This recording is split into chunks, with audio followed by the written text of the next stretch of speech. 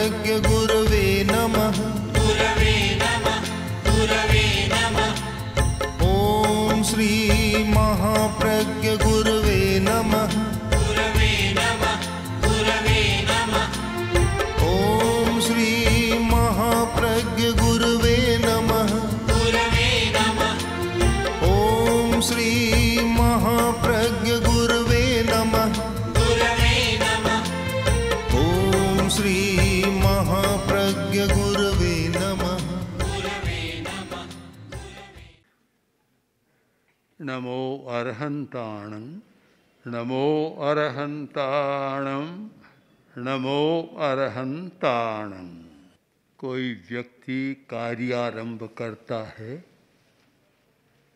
काफी चिंतन करना होता है, सोचना पड़ता है। सिद्धसेन ने संकल्प कर लिया।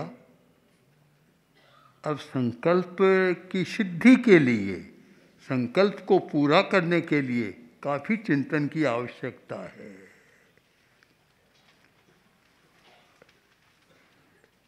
ये पता नहीं कि उन्होंने मुहूर्त दिखाया या नहीं दिखाया, कि मैं जो कर रहा हूँ कार्य मुहूर्त कैसा है, ये पता नहीं। जब घोषणा हो गई कि श्री डूंगरगढ़ जाना है, तो यात्रा की योजना सारी महाश्रमण पर है, इनका दायित्व है। कितना पता किया होगा, कितने ज्योतिषियों से संपर्क किया होगा पता नहीं, अनेक ज्योतिषियों से कि कौन सा दिन अच्छा है। तो सिद्धसेन ने दिन अच्छा देखा या नहीं पता नहीं, उल्लेख नहीं मिलता। कोई मुहूर्त देखा या नहीं देखा, शायद मुहूर्त देखते तो इतना सोचना नहीं पड़ता। न मुहूर्त नहीं देखा होगा तब इतना चिंतन करना पड़ रहा है, और सामने समस्याएं आ रही है। उनके सामने समस्या आ गई। एक समस्या आई कि मैं अरहत पार्श्वनाथ की स्तुति करना चाहता हूँ, उनके गुणों का वर्णन करना चाहता हूँ। कितना कर सकूँगा, कितना कर पाऊँगा? जब अपनी शक्यता पर विचार किया तो पैर रुक गए और बोले कि प्रभु, मैंने संकल्प तो कर लिया, पहले पूरा चिंतन नहीं किया। उस संकल्प के लिए पहले एक बार सोचना चाहिए था, योजना बनानी चाहिए थी 1 बरस, फिर काम शुरू करता। मैंने तो कोई योजना नहीं बनाई, सीधा ही काम शुरू कर दिया। अब मेरे सामने कठिनाई क्या है कि मैं आपके गुणों का वर्णन करूँगा, परंतु मैं जब सच्चाई को देखता हूँ, आचार्य दार्शनिक दृष्टि वाले थे, मैं दार्शनिक दृष्टि से विचार करता हूँ, तो मेरे सामने एक समस्या आती है। वह समस्या यह है कि जिस व्यक्ति का मोह कर्म क्षीण हो चुका, वह सब कुछ देखता जानता है। कर्म सिद्धांत का एक दार्शनिक दृष्टि से विचार किया कि जब तक मोह विद्यमान है, कोई भी सर्वज्ञ नहीं बन सकता। मोहनिज्ञे खयं गए। जब मोहनीय कर्म क्षीण होता है, तब कोई व्यक्ति सर्वज्ञ बनता है, फिर कोई आवरण नहीं रहता। पहले ज्ञान का आवरण रहता है। जब तक मोह विद्यमान है, तब तक किसी भी व्यक्ति का ज्ञान निरावरण नहीं होता, आवरण रहता है, हमेशा पर्दा रहता है। स्त्रियां मुंह पर पर्दा रखती है, पुरुष नहीं रखते। किंतु जब हम ज्ञान की दृष्टि से विचार करें तो कोई अंतर नहीं है। पुरुषों के मुंह पर भी पर्दा है, स्त्रियों के मुंह पर भी पर्दा है। और तो क्या, साधुओं के मुंह पर भी पर्दा है, साधुओं के भी मुंह पर पर्दा है। सबके मुंह पर पर्दा है। कोई भी ऐसा नहीं मिलता जिसके मुंह पर पर्दा न हो, यानी या कह दो जिसके मुंह पर नहीं, जिसके मस्तिष्क पर पर्दा न हो। हमारे ज्ञान का स्रोत मस्तिष्क बनता है, उस पर भी पर्दा है, आवरण है, ज्ञानावरण है। कर्म का नाम भी बन गया ज्ञानावरण, ज्ञान का आवरण है, ज्ञान का पर पर्दा है। ज्ञान पर पर्दा है, देख नहीं सकता, कैसे देखेगा? और जब मोह क्षीण होता है, सब क्षीण हो जाते हैं, घाती कर्म, 3 ज्ञानावरण क्षीण हो जाता है और वह सर्वज्ञ बन जाता है, सब कुछ जान सकता है, देख सकता है। कर्म 8 बतलाए गए हैं, हम विचार करें तो वास्तव में एक कर्मों का स्वामी मोह ही है, और तो सब उसके अनुसार है। मूलभूत मोह है। जिस व्यक्ति का जितना मोह प्रबल है, उतना ही वह असत्य की दिशा में जाएगा, सत्य को नहीं पकड़ सकेगा। और जिस व्यक्ति का मोह जितना शांत है, वह सत्य को समझ सकेगा, पकड़ सकेगा। क्या बहुत सारे विद्वान हैं, वैज्ञानिक हैं, सत्य की खोज करते हैं, हम ये मान लें कि उनका मोह कम है। एक प्रश्न है, और इस प्रश्न का उत्तर भी बहुत कठिन मुझे नहीं लगता। मैंने जहाँ तक पढ़ा और समझा है कि जो सत्य की खोज करने वाले वैज्ञानिक हैं, वे एक प्रकार से उपशांत मोह वाले होते हैं। कोई भी ऐसा वैज्ञानिक मैंने नहीं पढ़ा कि बहुत तो उत्तेजित था, क्रोध में था और वह सत्य की खोज कर रहा, एकदम शांत। आइंस्टीन से, जो दुनिया का महान वैज्ञानिक, पत्नी ने कहा कि नौकर को छोड़ दो, बड़ा झगड़ालू है। आइंस्टीन ने कहा ठीक है, तुम ठीक कह रही हो। पत्नी चली गई, नौकर आया और बोला सर मेरा कोई दोस्त नहीं है, मैडम का ही दोस्त है सर, अब भाई ऐसा करती है, मैं क्या करूं? आइंस्टीन ने कहा तुम ठीक कह रहे हो, ठीक है। न तो पत्नी की बात सुनकर कोई आवेश आया, उत्तेजना आई, और न कोई नौकर की बात सुनकर कोई आवेश आया। दोनों का ठीक है। पत्नी उबल गई, फिर आई कि तुम कैसे आदमी हो, मुझे भी ठीक कहते हो, नौकर को भी ठीक कहते हो। तो पति बोला नहीं ठीक है, दोनों ठीक हो तुम अपने अपने स्थान पर। फिर समझाया उसको।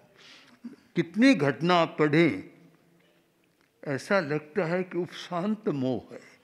अगर मोह प्रबल हो तो वह सत्य की खोज कर नहीं सकता, क्योंकि जब मोह प्रबल होता है तो मन की गहरी एकाग्रता नहीं हो सकती, और मन की गहरी एकाग्रता के बिना सत्य की खोज नहीं हो सकती।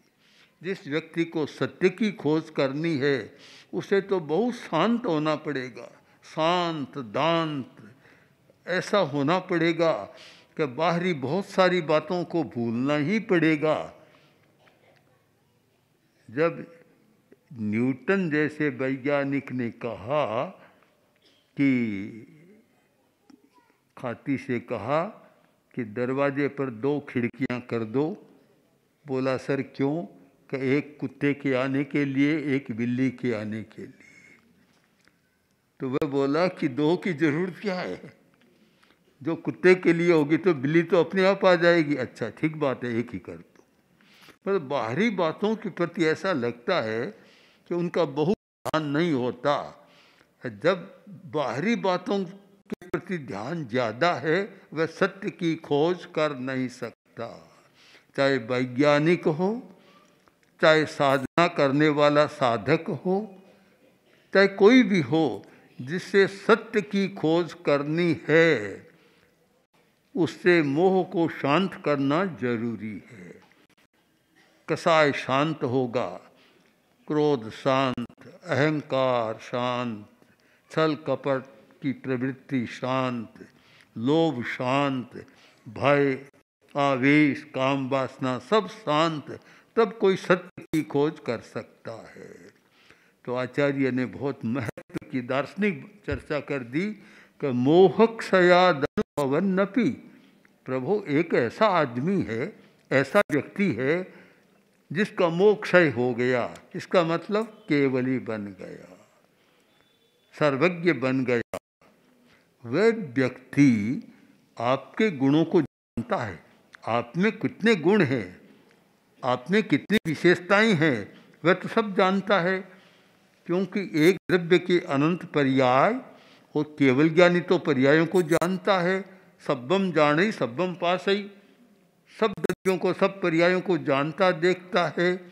वह तो है ऐसा व्यक्ति है, फिर भी वह आपके गुणों का वर्णन नहीं कर सकता।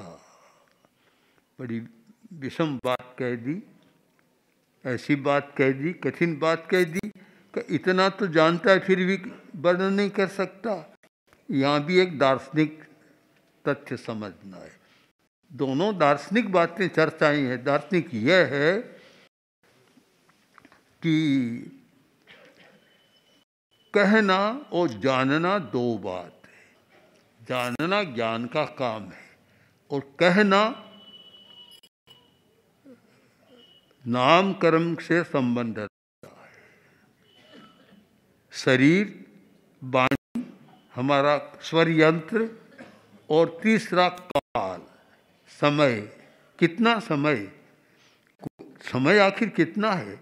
कोई भी व्यक्ति 100 वर्ष जीता है, पुराने ज़माने में जाए तो मान लो एक का जीता कितना ही जीता है। काल तो आखिर सीमित है, काल सीमित, शरीर की शक्ति भी सीमित। शरीर की आखिर शक्ति कितनी है?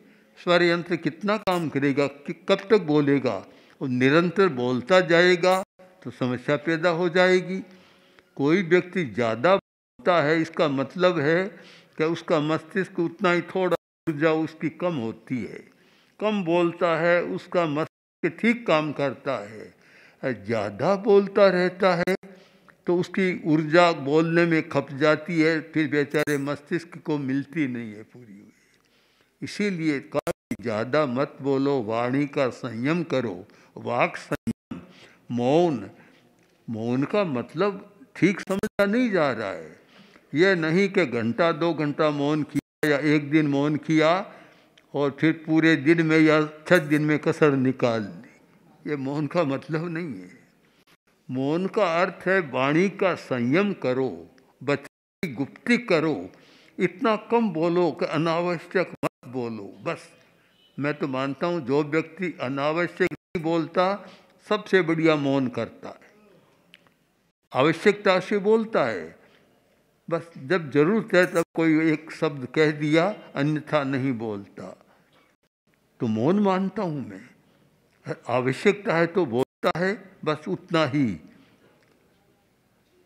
मैंने देखा है, आचार्यों को भी देखा, गुरुदेव को देखा, कालुगुणी को देखा, अनेक साधु साधियों को देखा।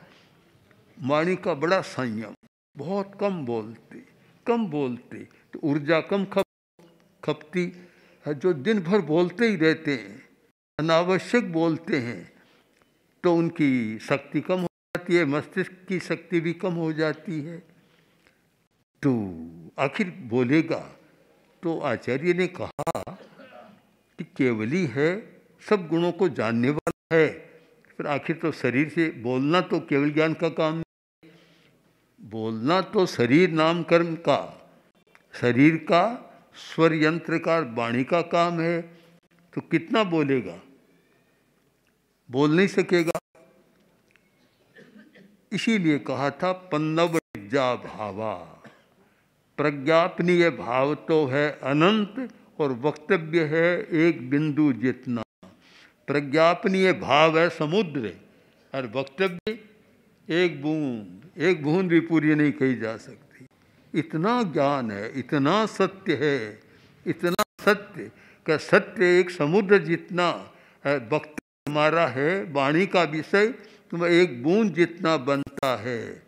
इसीलिए हम लोग ध्यान दें कि जितने भिन्न भिन्न दर्शन हैं, भिन्न भिन्न मत हैं, भिन्न भिन्न विचारधाराएं हैं, हम आग्रह नहीं करें अनेकांत का दर्शन। इसीलिए तो सिद्ध हुआ है कि तुम आग्रह मत करो कि तुम कहते हो वह सत्य है, या वह कहता है वह झूठा है, या वह कहता है वह सत्य है और तुम कहते हो वह सही नहीं है। ऐसा कभी मत करो। एक ने एक बात कही, एक पक्ष को समझा, एक बात कह दी, पूरी बात उसकी भी नहीं है, पूरी बात तुम भी नहीं बता सकते। तुम भी पूरी बात कैसे बता सकते हो? न कोई जैन पूरी बात बता सकता, न कोई बौद्ध बता सकता, न कोई वैष्णव सनातनी या वैदिक बता सकता, न कोई इस्लाम और ईसाई बता सकता, इस्लाम का अनुयायी नहीं बता सकता। सब बताएंगे। एक एक पक्ष है, एक एक विषय को पकड़ा, उसका प्रतिपादन किया। क्यों? कि जितना किया एक बूंद, प्रज्ञापनीय भाव एक समुद्र को कैसे पार पा सकेंगे? तो आचार्य ने इस दार्शनिक सच्चाई को बड़े सुंदर ढंग से रखा कि प्रभु मुझे अब एक आश्वासन मिल गया, कोई कठिनाई नहीं। मैं अगर आपके गुणों का वर्णन नहीं कर सकूंगा, कोई चिंता की बात नहीं है। क्यों? कि केवली भी नहीं कर सकता, फिर मुझे क्या चिंता है? मैं क्यों उलझूं? उलझन की बात नहीं है। अगर ये होता कभी अमुक तो कर सकता है और मैं नहीं कर सकता, तो मुझ में हीन भावना पैदा हो जाती। जब मैं देखता हूँ तो एक सर्वज्ञ भी आपके सारे गुणों का वर्णन नहीं कर सकता, तो फिर मैं नहीं कर सकूं, मुझे कौन सी कठिनाई है? कोई कठिनाई नहीं। मुझे किसी भी हीन भावना में जाने की जरूरत नहीं है।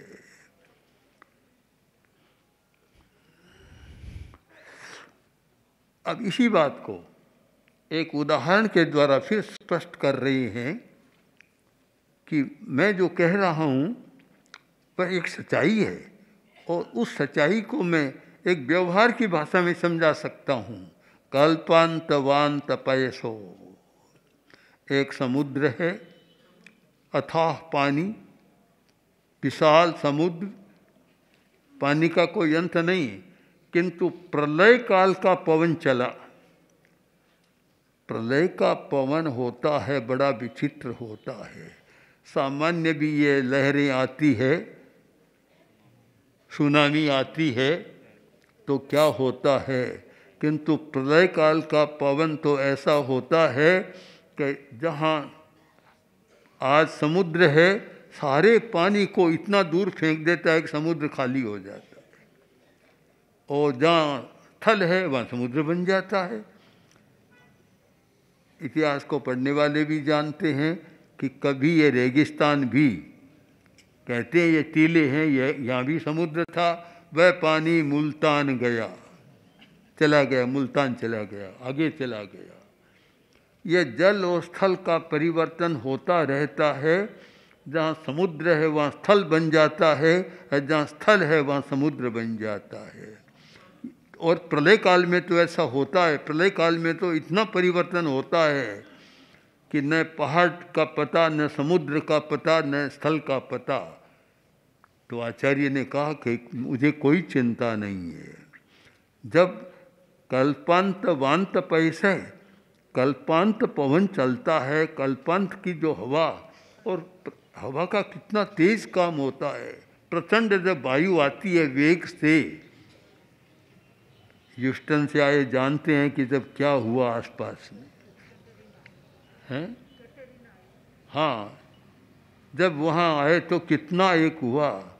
मद्रास वाले भी जानते हैं कि कभी कभी क्या स्थिति बनती है, चेन्नई वालों को पता है।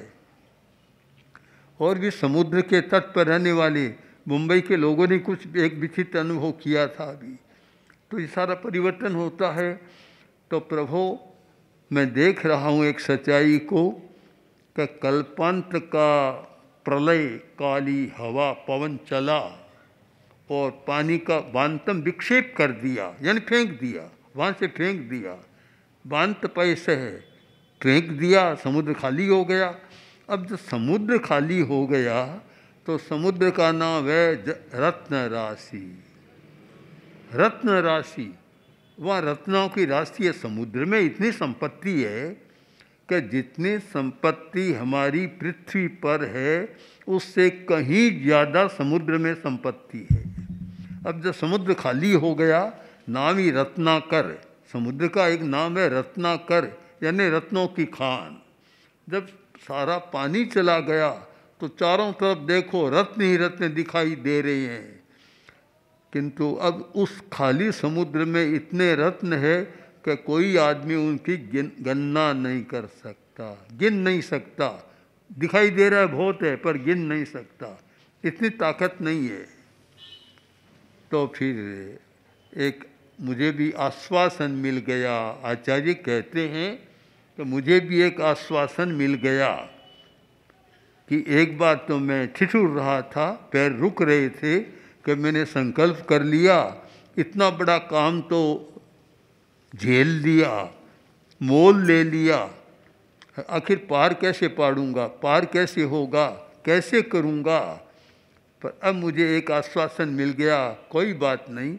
कोई मुझे कहेगा तुमने संकल्प तो किया, आखिर किया क्या, तो कह दूंगा केवली ने क्या किया, तो उन्होंने किया वह मैंने कर लिया।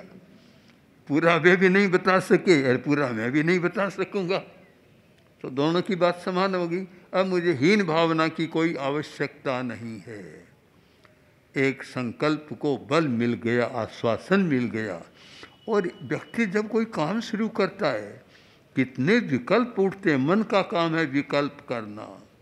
संकल्प और विकल्प व्यक्ति में इतने उठते हैं, एक सामान्य आदमी रसोई बनाने बैठता है तो भी विकल्प उठता है, दुकान करता है तो भी विकल्प उठता है। मेरे पास एक व्यक्ति आया, आकर बोला क्या करूं, मेरी कठिनाई है, समस्या है। और समस्या वाले बहुत लोग आते हैं। मैंने कहा क्या समस्या है बोलो। कि समस्या यह है कि कभी सोचता हूं कपड़े का काम करूं, फिर दूसरा विकल्प आता है कि अनाज का काम करूं, थोड़ी देर बाद विकल्प आता है कि जवाहरात का काम अच्छा है, फिर थोड़ी देर बाद आता है कि कोई उद्योग कर दूं, फैक्ट्री लगा दूं। अब इतना विकल्प आता है, आखिर मैं करूं क्या। तो मैंने कहा एक विकल्प तो दुनिया में बहुत है, संकल्प और विकल्प से सारा संसार चल रहा है। आखिर कोई न कोई निर्णय करना पड़ता है।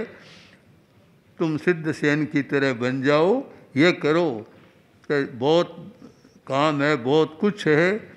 आखिर मैंने जो संकल्प कर लिया कि मैं प्रभु पार्श्व की स्तुति करूंगा, बस वह काम मैं अब कर सकूंगा। तो तुम भी कर लो कि मैंने एक संकल्प कर लिया कि वह काम करूंगा, कर सकूंगा। आखिर एक संकल्प पर आदमी को दृढ़ होना होता है, और एक संकल्प पर दृढ़ नहीं होता। आज कुछ, कल कुछ, परसों कुछ, कहीं सफल नहीं होता।